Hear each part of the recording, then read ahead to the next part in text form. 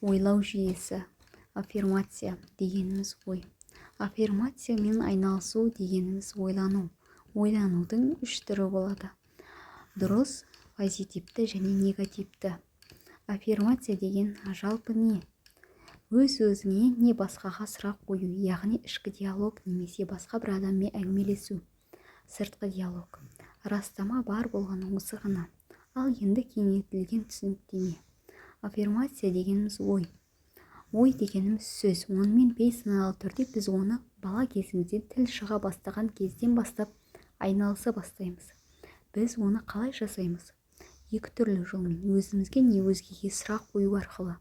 Тек ішкі диалог, өз-өзімізбен сөйлесу арқылы. Сол себептен аффирмация дегеніміз сұрақ қою мен сөйлесу. Тағы қайталап айтайын. Ой дегеніміз ішкі сөз, яғни іштен шығатын тоқ генераторы арқылы пайда болатын жүйке жүйесінің импульстары. Адам тіпті ұйықтап жатқанның өзінде тоқ бөледі екен. Біздің жанымыз үшін қоршаған ортаны зерттеу өте маңызды. Себебі біз сол арқылы өз жанымызды өсіріп дамытамыз. Ал қазіргі көпшілік психологтар ұсынып отырғаны сол аффирмацияларды, яғни ойларды бейсаналы, еріксіз емес, саналы, ерікті түрде жасау.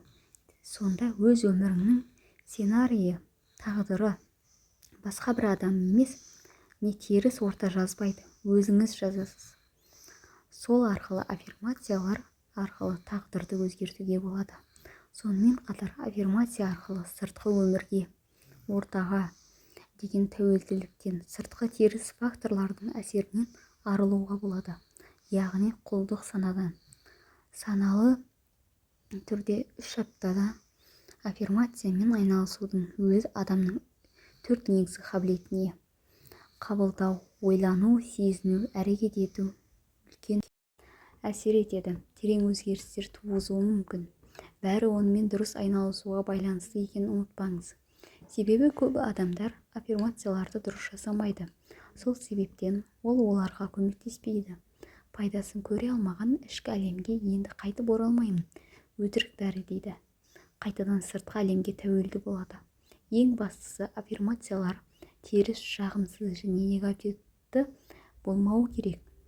Жалпы сөйлемнің 3 түрі болады ғой: нүкте, сұрақ қою, леп белгісі. Сол сияқты растаудың да 3 түрі болады: нүкте қою арқылы аяқталған ой немесе толық ой, ал сұрақ қою арқылы жауап іздеуші ой, және леп белгісі арқылы эмоционалды ой.